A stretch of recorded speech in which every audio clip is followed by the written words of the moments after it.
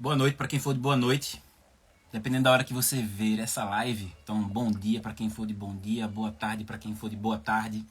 Meu nome é Messias Martins e você está no Litera Negra Convida, que é um quadro que a gente tem aqui desde o início da pandemia, lá em 2020, onde eu recebo pessoas que eu gosto e admiro para a gente estar conversando sobre literatura e também as formas que ela nos permite de pensar um novo mundo. Tiveram vários encontros incríveis. Deixo a recomendação para vocês. Nossa convidada de hoje é a Bruna Santiago, autora desse livro aqui fantástico sobre Angela Davis, o pensamento de Angela Davis. Só aguardando aqui enquanto ela chega na casa. Enquanto isso, quero deixar a recomendação para vocês, caso ainda não conheçam, do nosso site, que é o Literanegra BR, literanegra.com.br. Lá tem a coletânea de todos os vídeos que a gente fez no canal sobre as resenhas dos livros. Também tem um amontonhado assim, dos Litera Negras Convida. E também tem a lojinha onde vocês podem, se quiserem, adquirir camisas como essas aqui, ó, da Angela Davis. Confundi. Da Conceição Evaristo, mas tem também de Angela Davis, de Carolina Maria de Jesus, Machado de Assis, entre outros. Deixo a recomendação para vocês. Deixa eu só ver aqui a nossa convidada. Enquanto isso, vocês podem mandar essa live para os seus contatinhos. Se quiserem também pode colocar lá no grupo da família, porque tanto eu, Messias, como Bruna, a gente garante a qualidade desse encontro. Deixa eu só ver ela aqui.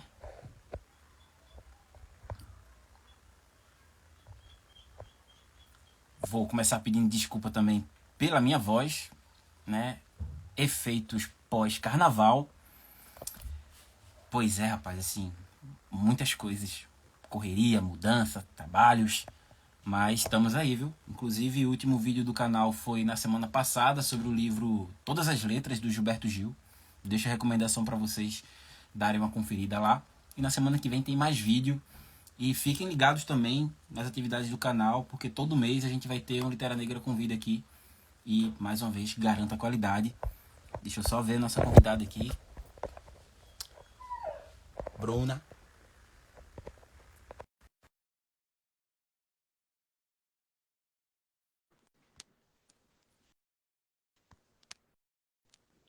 Olha ela aí.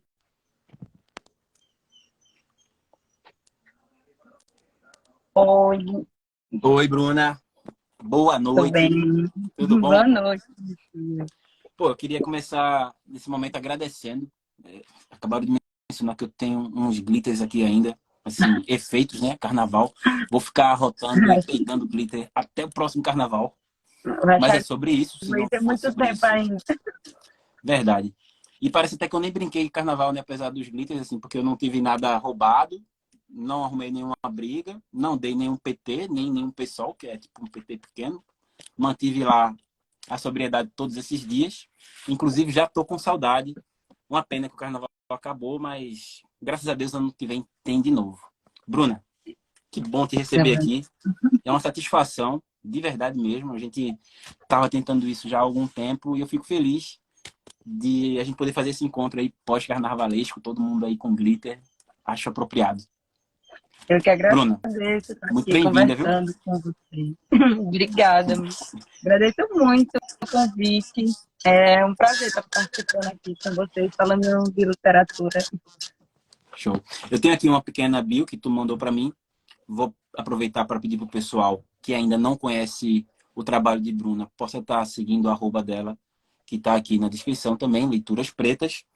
E aí a gente tem uma pequena bio aqui para vocês, graduada em História e mestre em História, onde trabalhou a representação do negro e especificamente das mulheres negras na literatura de cordel. Atualmente, Bruna é doutoranda em História pela Universidade Federal Rural do Rio Grande do Sul e autora desse livro aqui, belíssimo, O Pensamento de Angela Davis. Um livro do ano passado, não é isso, Bruna? Eu queria só E adiantar para o foi. pessoal aí que o meu é com dedicatória. O negócio é fino.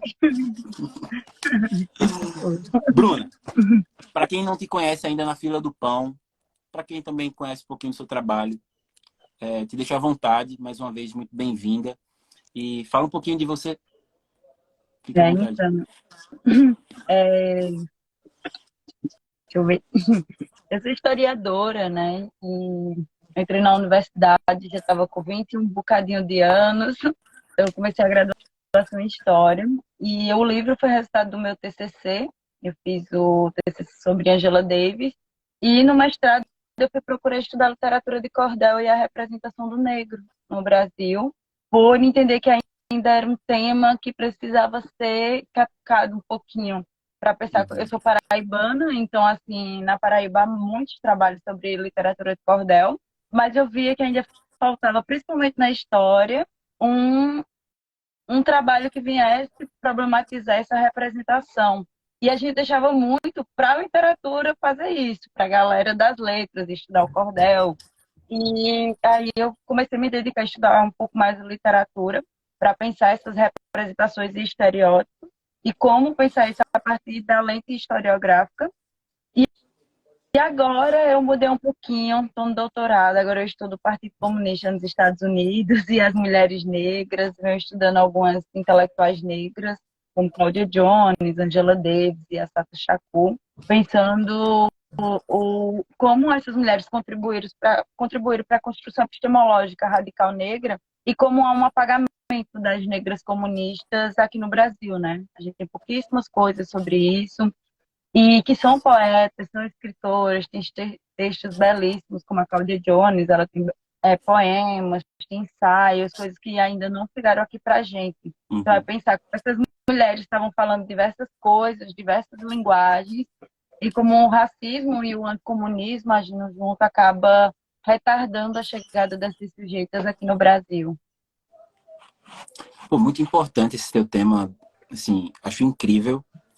E eu queria que tu comentasse um pouquinho, assim, as dificuldades que você tem, né, dentre parte do movimento negro aqui no Brasil, que eu não sei se por falta de leitura ou que adjetivo colocar sobre isso, mas que tem uma certa ojeriza ao negro relacionando com o comunismo, falando sempre que marxismo é uma ciência de branco, né? E aí você vem nesse trabalho de doutorado com pelo menos 3 mulheres negras estadunidenses declaradamente comunistas e que foram perseguidas durante algum tempo pelo próprio Estado, né? A Chata ainda é uma, né, foragida do governo dos Estados Unidos, erradicada em Cuba há o quê? Uns 40 anos, né?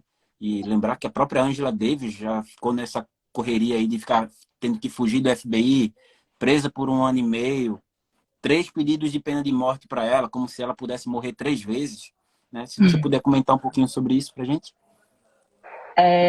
Eu comecei a estudar essas mulheres justamente por isso. A gente recebe aqui no Brasil um feminismo negro muito fragmentado e essas mulheres muito ligadas ao feminismo e em campos de estudos feministas. E uma coisa que quando eu fui analisando, que eu fui percebendo é que tinha muita mulher negra comunista que estava em diálogo com a União Soviética e que vinha fazendo uma formação com um pensamento radical propondo revolução.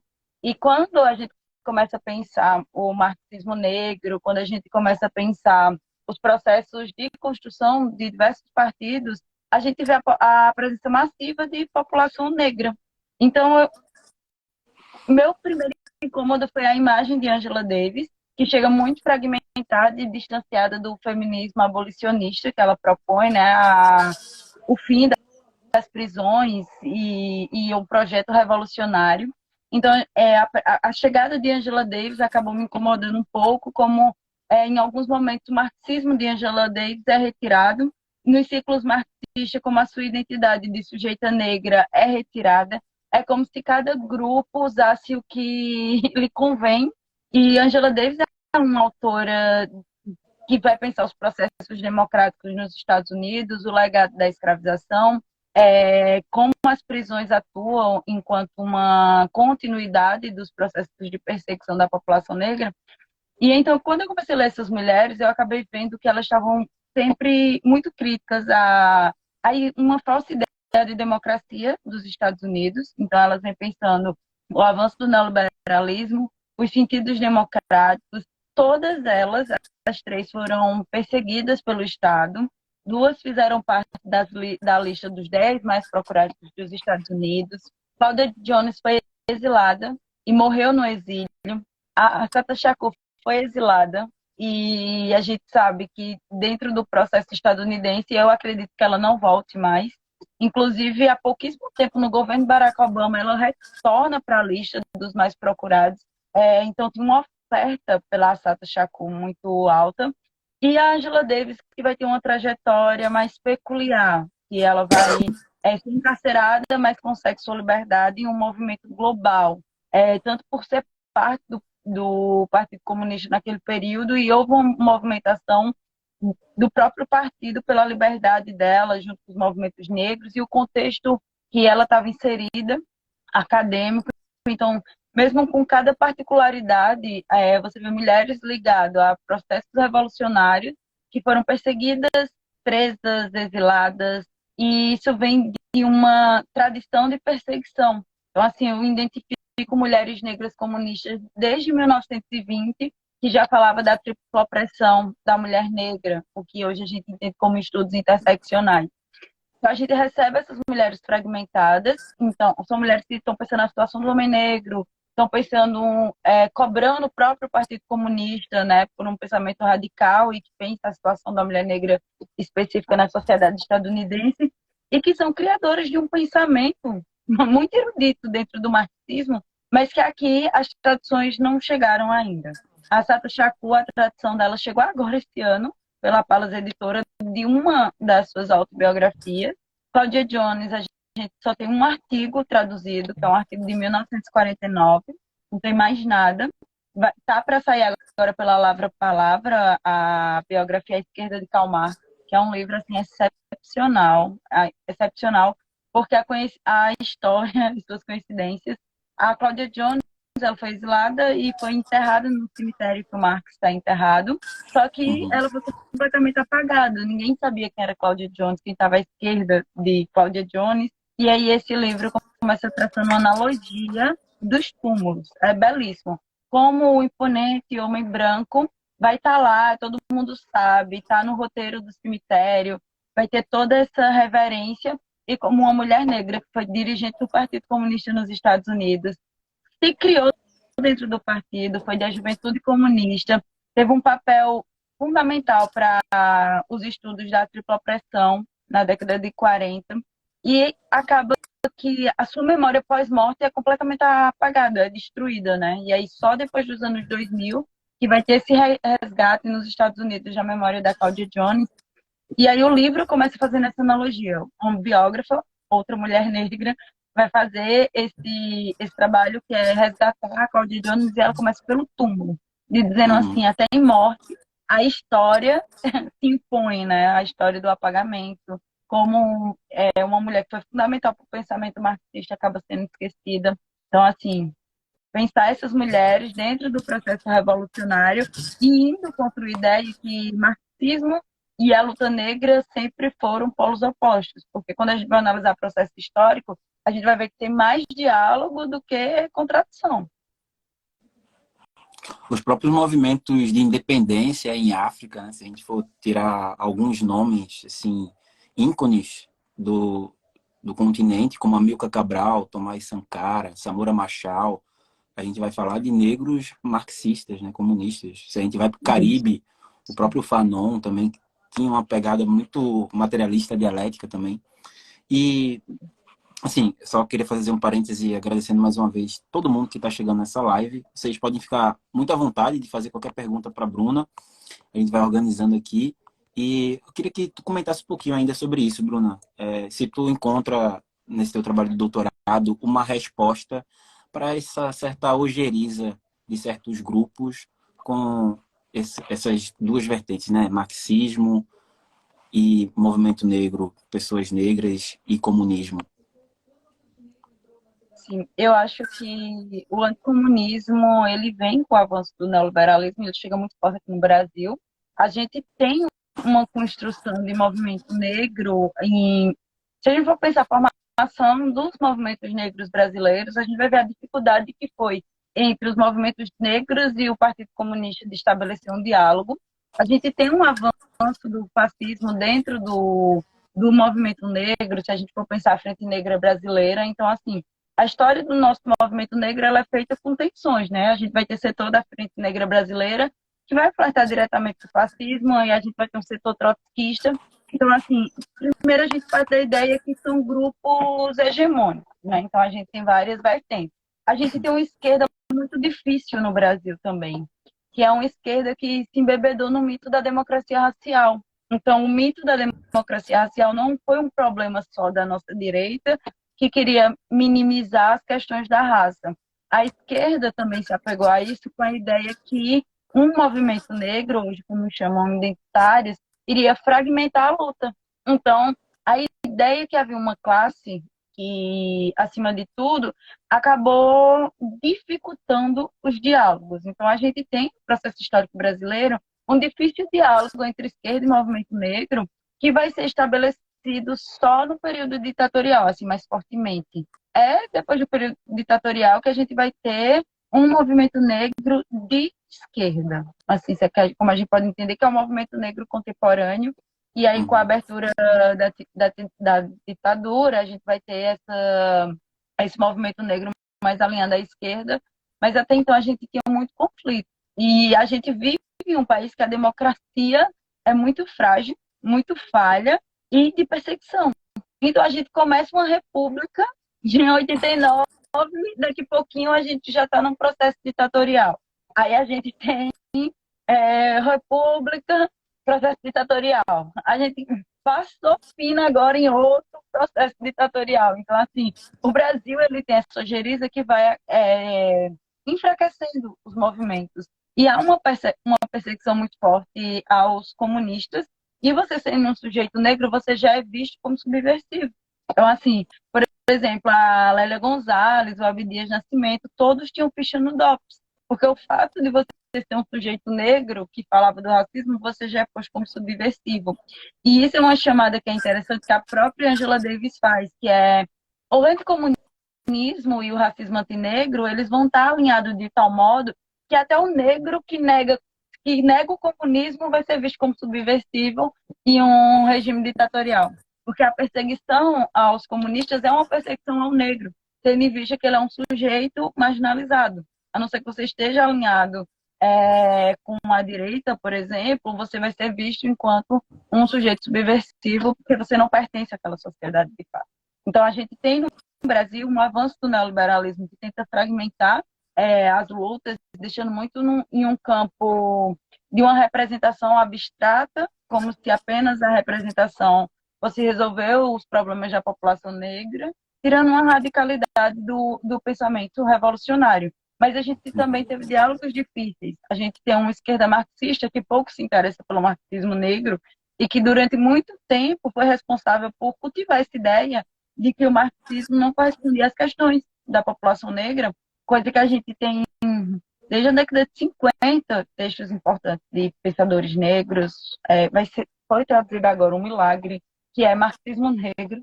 Ele está chegando agora pela perspectiva, um livro importantíssimo do Cedric, mas são livros que chegam por 30, 40 anos de atraso. Então, assim, a gente tem uma esquerda que quis propositalmente ignorar o que é o marxismo negro, não? E isso afetou nossa formação. O próprio Morelli Jace Classe, né, que tem um delay de 40 anos para chegar em português, né, aqui no Brasil. Sim. E assim, o pessoal que quiser conhecer um pouquinho mais, além desse livro aqui de Bruna, O Pensamento de Angela Davis, tem outros 3 vídeos lá no canal de livros da Angela, né, que é Mulheres de Raça e Classe, Autobiografia de Angela Davis e ainda A Liberdade é uma Luta Constante. Bruna, eu queria dar uns passinhos para trás para o pessoal conhecendo um pouquinho mais você e a gente falando sobre literatura, né? Inevitável algumas perguntas, assim como a primeira delas, como é que se deu os teus primeiros passos na literatura? Sim, eu demorei muito a ler literatura. Eu venho de uma formação com muitas lacunas, né? Eu não fiz o ensino médio regular, eu fiz o ensino noturno. Depois eu só consegui terminar o ensino médio pela EJA, né? Ensino de Educação de Jovens e Adultos. Então, assim, durante o meu ensino médio, eu não tive esse contato com a literatura. E recentemente eu estava escrevendo um livro de contos e eu coloco que a primeira vez que eu entendi que eu fazia, que eu seria capaz de escrever algo literário, eu ainda era criança criança e eu escrevia, mas eu não tinha folha suficiente para escrever. Então, as folhas eram contadas e acabou que eu tive que parar de escrever, de desenhar e coisas do tipo para não gastar as folhas das atividades. Então, a literatura depois secundária e eu entro na universidade só depois de 24 anos. E aí eu conheço aos 25 literatura. E aí a literatura chega. Eu cheguei na literatura com muita desconfiança. Eu fui ler coisas que eu não entendia bem. Então, a princípio, eu fui ler Hilda Hilst, não entendi foi nada. Depois eu encontrei uma literatura que o pessoal falava, uma literatura suja, tipo Bukowski, eu gostei. E aí até hoje eu sou muito cancelada quando eu puxo alguma coisa de Bukowski, que é algo que eu gosto. Pedro Juan Gutierrez, então eu fui me encaminhando para uma literatura que falava muito do sexo, de uma vida mais precária. E aí, inclusive, um anticomunista, Pedro Juan Gutierrez, mas que Trilogia Suja de Havana é uma delícia de se ler. E aí, todo mundo tem esses pontos literários. O Pedro Juan eu adoro. E depois eu encontrei Conceição Evaristo. E aí, depois de Conceição Evaristo, foi que eu compreendi o papel da literatura, de fato, e fiquei fascinada. Eu chorei lendo Olhos d'Água, e para mim o choro sempre foi uma coisa difícil, sempre foi uma pessoa muito dura, assim, a vida endurece a gente, então eu sempre fui muito segura, e aí eu chorei lendo um livro. Isso para mim foi um momento que marcou muito, e eu comecei a fazer da literatura um refúgio, a partir da Conceição. E depois de Conceição eu só queria ler autor negro, porque eu pensava sempre, eu entendo isso aqui, eu sei do que ela está falando. Essa personagem se assemelha a alguém que eu conheço, a mim. E eu passei a procurar essas literaturas de feminismo. E foi a partir da Uhum. Evaristo que isso aconteceu. Isso já parte para a segunda pergunta, assim, que é esse momento, né, do contato com autores negros. Lembro, sempre que vou fazer essa pergunta, de uma pesquisa da professora Regina Dal Castanho, que é lá da UNB, a Universidade de Brasília, onde essa pesquisa de 2016, né, os livros que ela pesquisou foram lançados entre 64 e 2015, aproximadamente 900 títulos, e somente 10% eram de autores negros.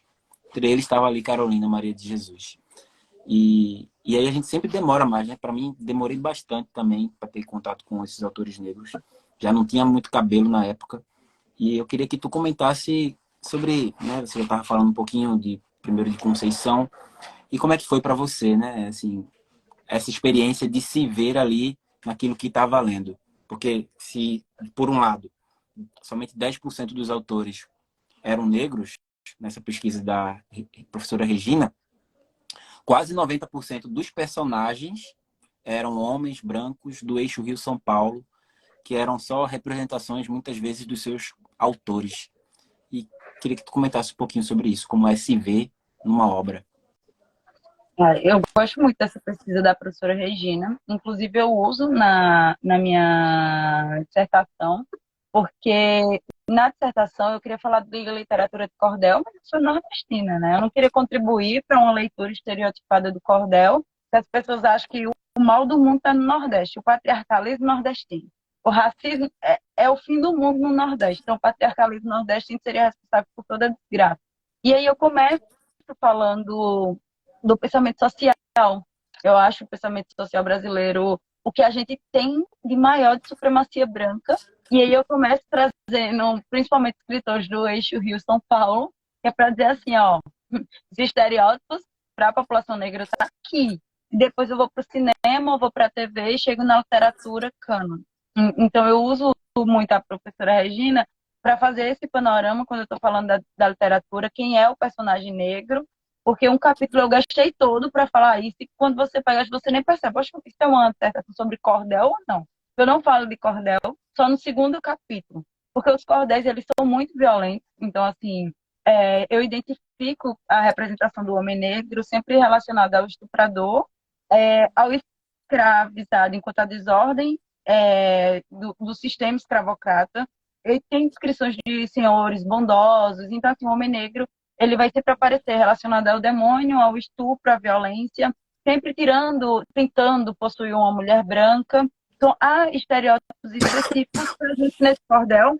Só que uma coisa que eu quis falar era, não é só nesse cordel que as coisas são assim. Então, eu a priori, eu comecei lendo literatura de cordel. É muito comum por aqui, folheto. E eu conheci o Heroínas Negras Brasileiras, da Jarida Arraes. E eu queria fazer o meu TCC sobre esse livro, porque foi um livro que, na época, chegou muito forte para mim, por ser cordel, né? Também tinha toda uma questão, e eu não consegui orientação para esse trabalho.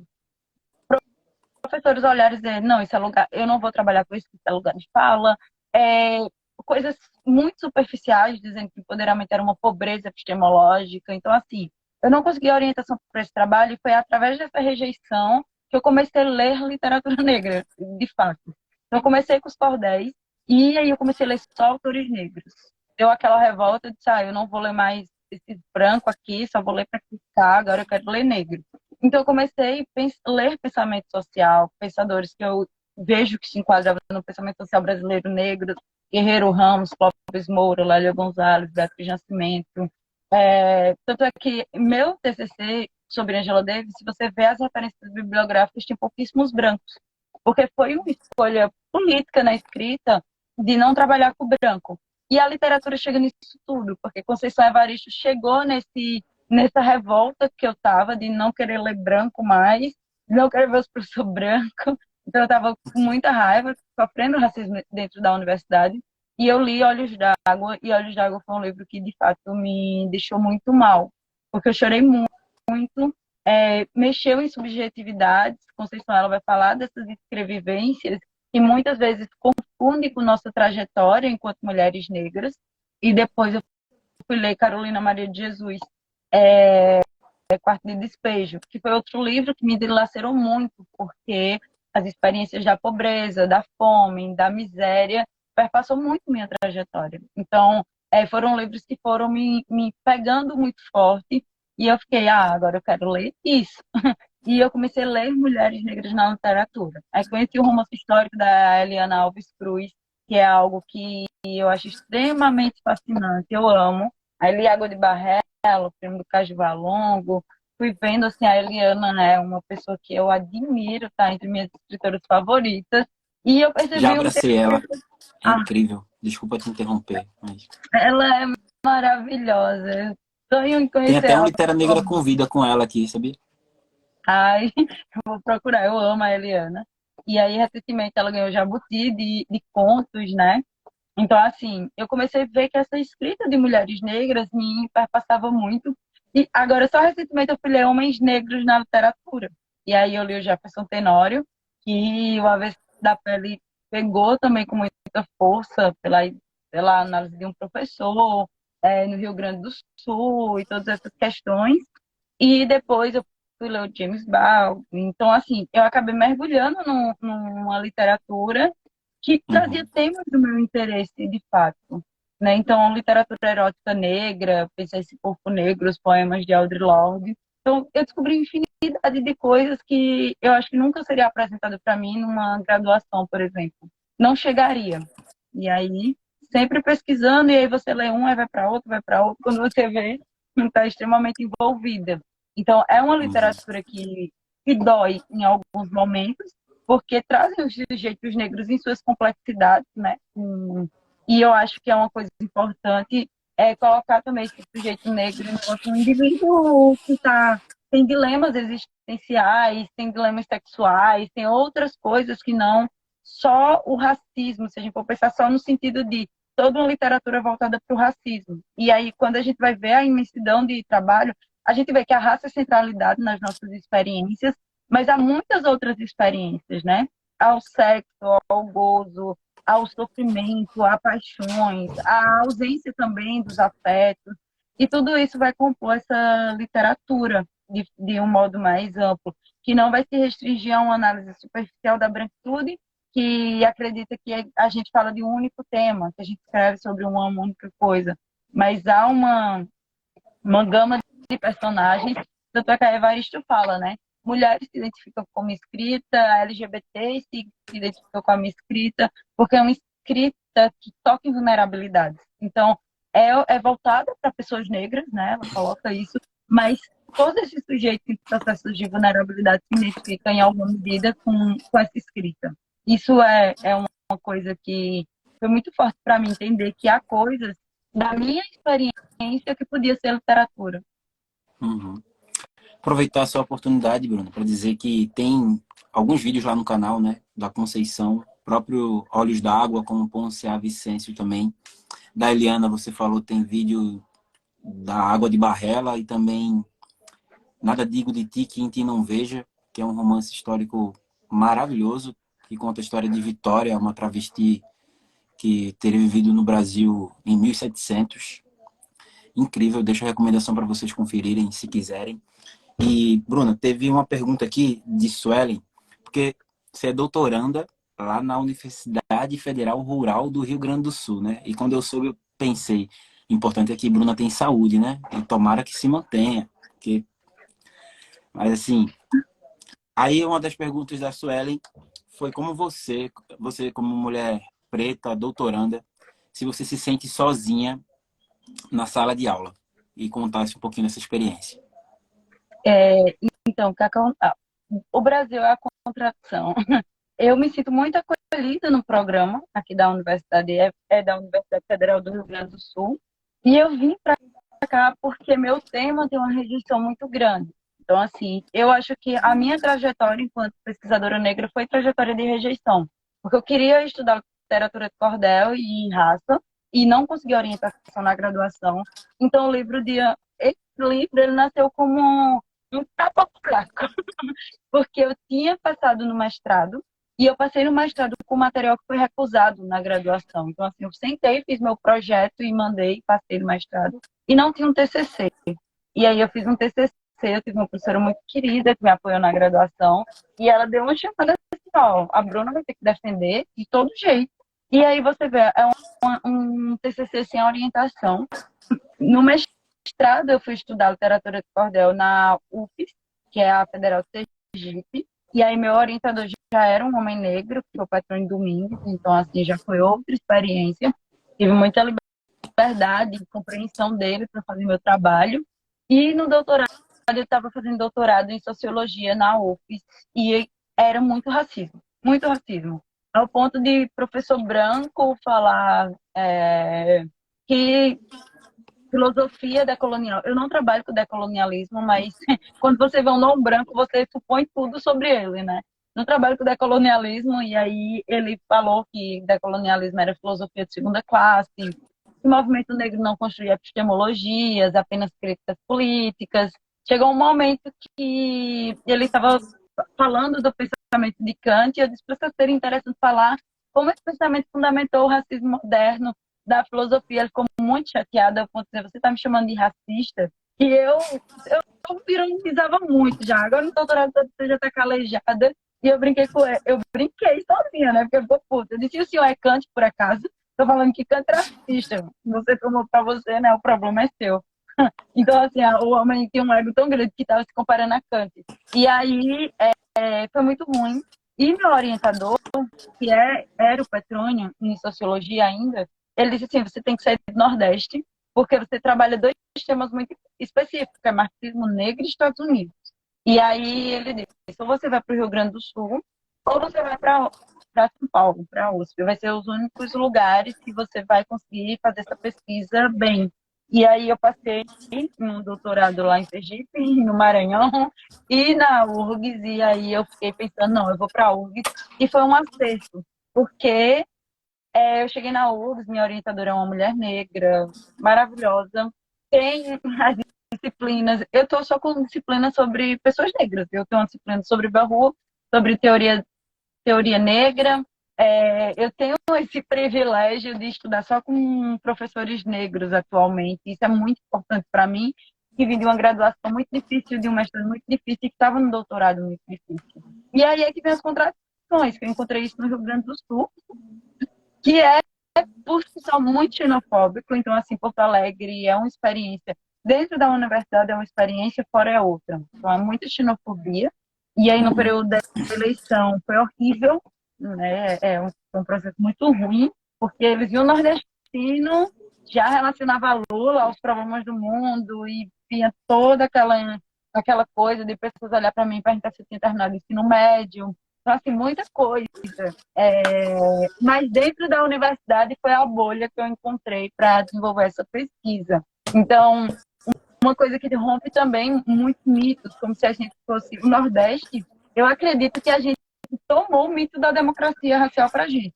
É como se o racismo do Sul fosse o pior, o mais forte, o mais violento, e o Nordeste tivesse um acolhimento, porque a gente é mais miscigenado, nossas famílias são mais miscigenadas, então agora, e eu ouvi muito isso, agora você vai conhecer o racismo de verdade. Sendo que eu sou de uma cidade que é Campina Grande, que é extremamente segregada, no Nordeste. Então, a gente cria muita ideia de um Brasil como os Estados Unidos criou do Norte e do Sul, que o Sul seria pior que o Norte teria ideais democráticos mais avançados. E eu acho que a gente não escapou disso, embora a gente fale pouco. O Nordeste abraça o mito da democracia racial e o Brasil acredita nisso. Então, várias pessoas achavam que no Nordeste não tem as tensões raciais que tem aqui no Sul. Da mesma forma que muitas pessoas não sabem o movimento negro no Sul, como ele é forte e articulado. Então, assim, o Brasil tem essas contradições, né, quando a gente vai ver, e, e o doutorado está sendo uma experiência tranquila nesse sentido. Isso é até estranho de se falar depois que só bomba a universidade, o pessoal derrota, aí você chega no doutorado e agora está tranquilo. Justamente por causa de um corpo de professor negro. Então, assim, meu departamento tem 3 professores negros que são fundamentais.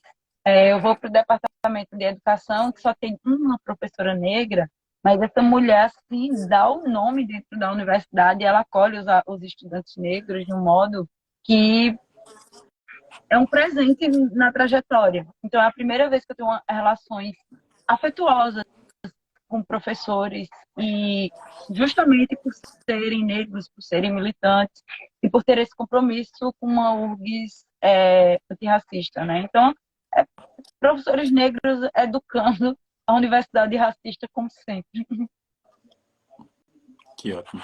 Veja só, eu queria que tu comentasse um pouquinho pra gente, né? Eu acho que perpassa tudo isso que você acabou de falar, tanto desse contato com professores e professoras às quais a gente se identifica, a importância que autores negros, né, a publicação não hegemônica, tanto de autores negros como de autoras negras, como também de autores indígenas, nos ajudam a não só pensarmos um mundo novo, como também nos impulsiona a construir um mundo diferente. Outras formas de epistemologia são fundamentais para uma sociedade minimamente mais justa. Porque se a gente for pensar, tudo que a gente vai ter produzido até meados do século XX é pelo olhar da branquitude. Então, como é que a gente se humaniza dentro de uma escrita que nos desumaniza, que foi pensada para nos desumanizar?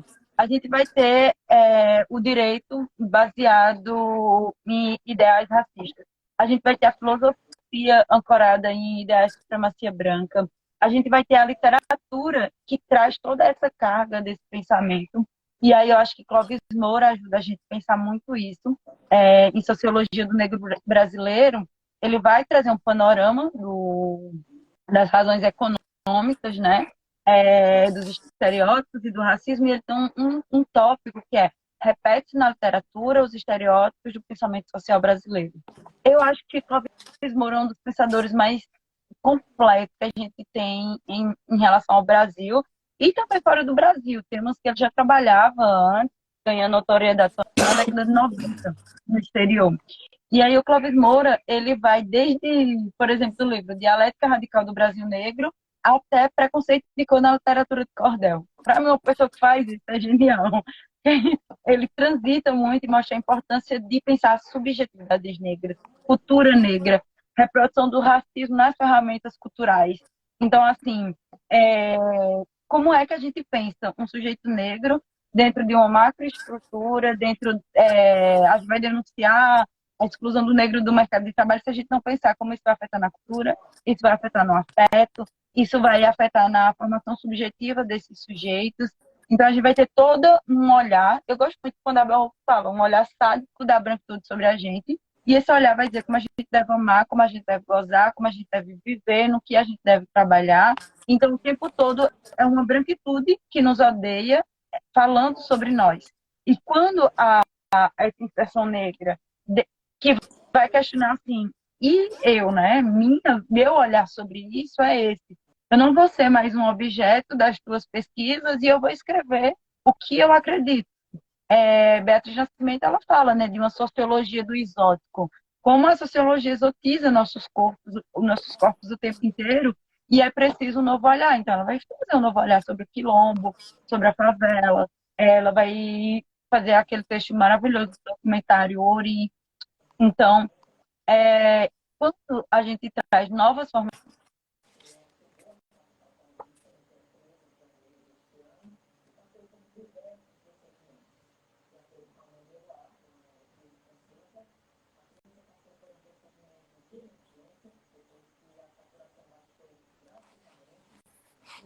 Eu acho que deu uma travadinha. Travou para vocês também ou foi só para mim?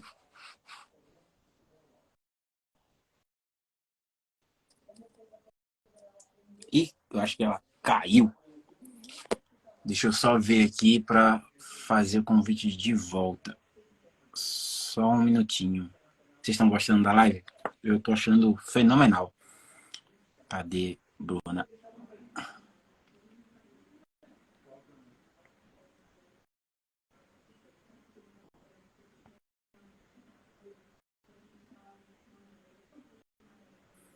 Aproveitar a oportunidade, tem tanta gente bonita na casa, recomendar para vocês o nosso site, que é literanegra.com.br.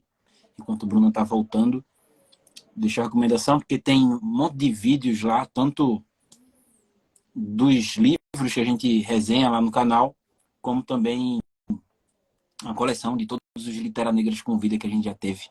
Desde 2010 a gente está fazendo esses encontros. Inclusive, a gente tem, né, da Eliana Alves Cruz, o rolezinho dela na literatura. Voltasse, Bruna? Voltei, caiu foi toda É aqui. a gravidade, mas que bom que você conseguiu voltar.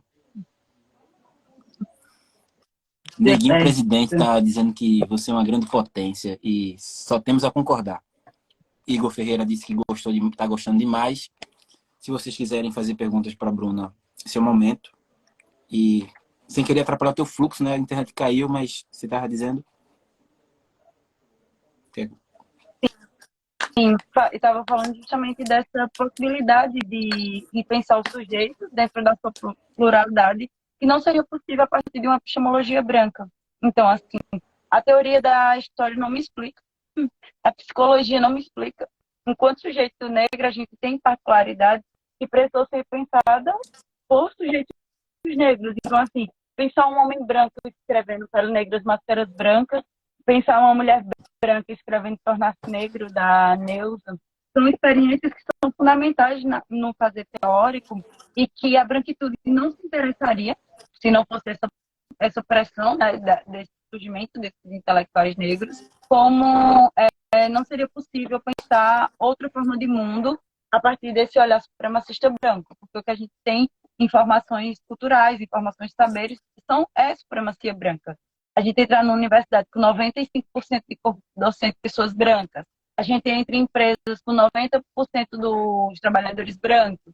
Então, a gente está o tempo todo tendo que falar de supremacia branca. E isso é uma coisa que no Brasil a gente tem medo de usar a supremacia branca para nomear o que realmente é. Então, a literatura que vai ser pensada por brancos, feita por brancos, por dilemas de brancos, não nos contempla.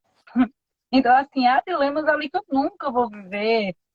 Uma vez eu ironizei com um texto assim, que bom pensar uma mulher em um teto todo seu escrevendo, ou uma mulher que está sofrendo de amor, sabendo que há dilemas em escolher o seu amado, quando muitas vezes não são esses dilemas existenciais para tratar a vida de mulheres negras. Então, assim, essa literatura é contemplativa para uma vida que não nos pertence. E se não fosse a presença de escritores negros, a gente ia continuar pensando problemáticas de brancos para brancos, que nada corresponde com a nossa vida. Bruna, a gente está encaminhando próximo do final, por conta do tempo da live, mas eu queria trazer a discussão, algumas coisas que você falou a respeito da democracia racial e algo que tu fala no teu livro também sobre a perspectiva de liberdade. Já lembra aqui o próprio livro da Ângela, né, que eu mencionei, que tem um vídeo no canal a liberdade é uma luta constante.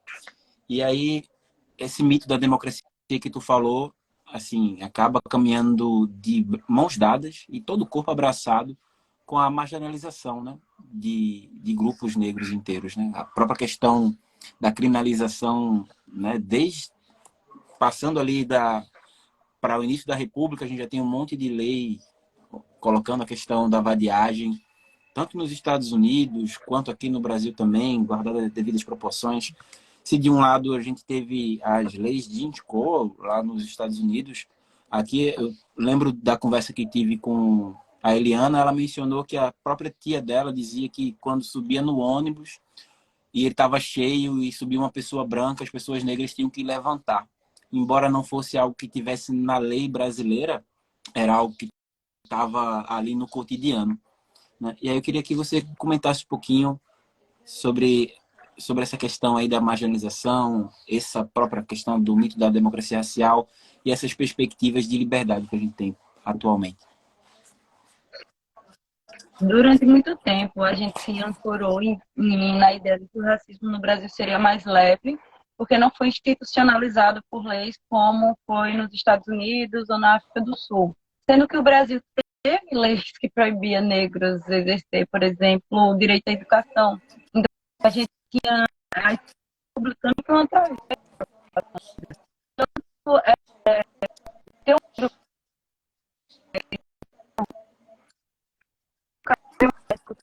de dinheiro para matricular a filha e a filha não conseguiu. Aí é,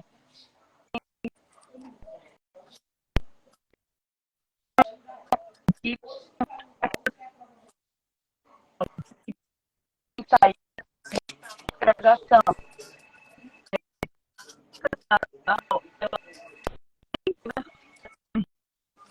Bruna, acho que tá pipocando aí, tá tendo uns cortes na tua fala. Acho que é a conexão.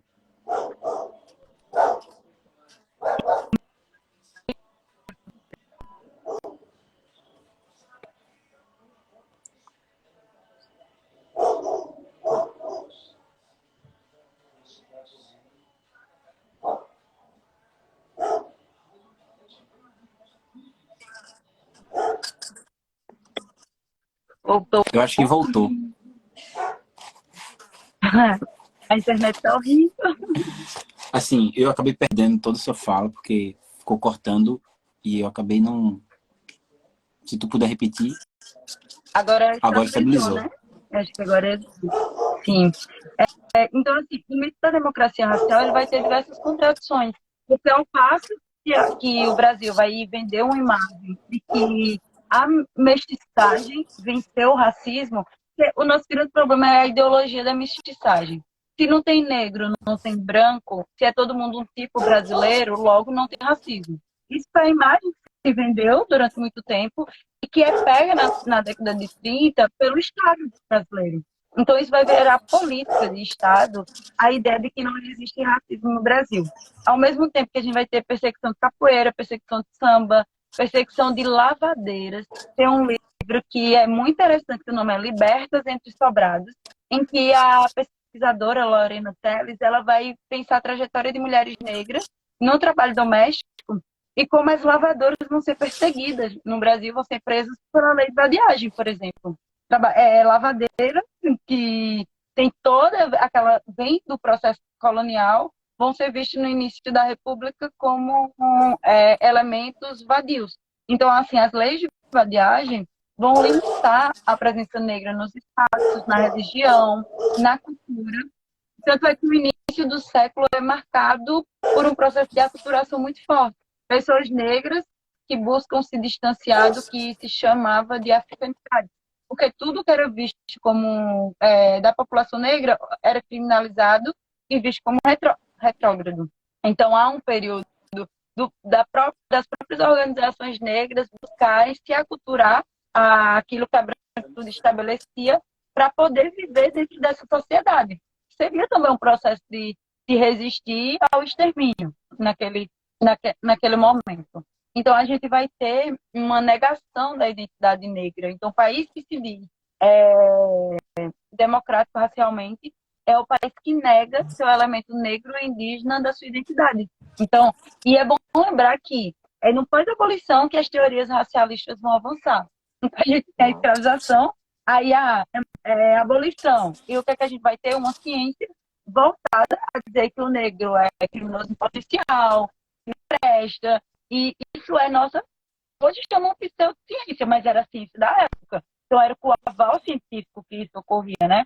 Dizer que o crânio, características físicas, isso é bom lembrar que isso vai ter muita influência no pós-abolição, para a gente entender que havia uma estrutura de Estado, médica, para criminalizar essas pessoas. Então, a gente vai ter os projetos de imigração no Brasil, a gente vai ter projetos de clareamento da raça, a gente vai ter diversas formas de que criminalizou o corpo negro, e por isso que o Abdias vai falar que o genocídio é a morte física daquele sujeito, como a gente vê nas nossas periferias sempre, mas também há outras formas de genocídio.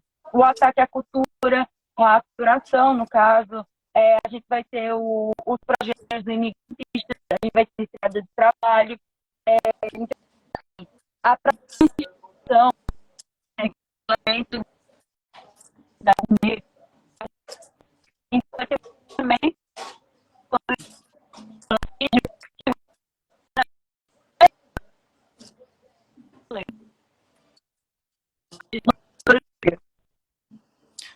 Acho que tá pipocando mais uma vez. Tá me ouvindo? Bom, gente, a gente tá com um pequeno problema na conexão. Aproveitar a oportunidade, pedir para vocês seguirem Bruna no @Leituras Pretas. Não deixar de acompanhar. Tem esse livro fantástico que em breve vai estar aparecendo lá no Litera Negra também, resenhado. Bruna, tu estás aí? Tá me ouvindo? Acho que não. Não sei.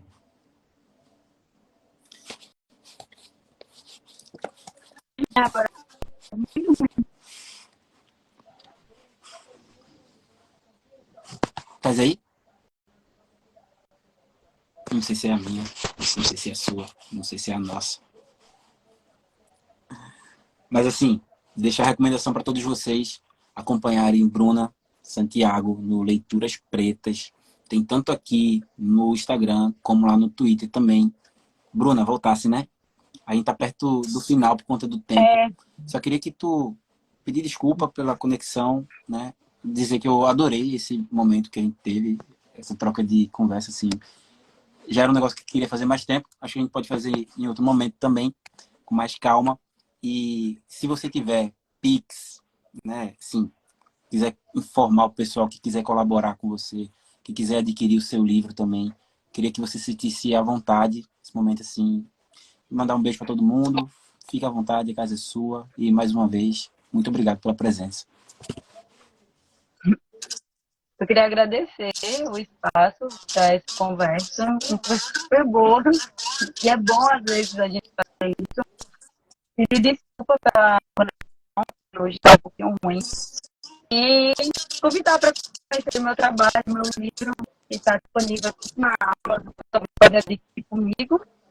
E para quem apoiar o trabalho, se quiser me dar um livro, seja bem-vindo. Ou Pix, né?